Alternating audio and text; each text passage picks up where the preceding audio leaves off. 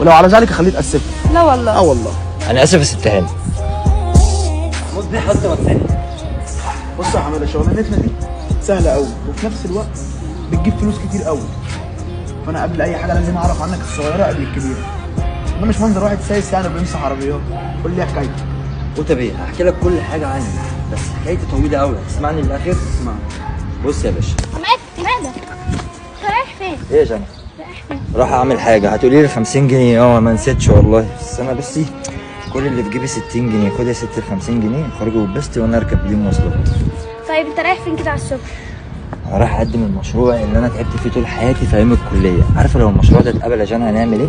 هخليكي تلف العالم كله. طب انت ما جبتليش العجله اللي انا نفسي فيها ليه؟ ادعي لي المشروع ده يتقبل وانا هغير اصلا الصناعه في مصر. ساعتها مش هجيب لك عجله، ده انا هجيب لك عربيه. بجد؟ اه والله.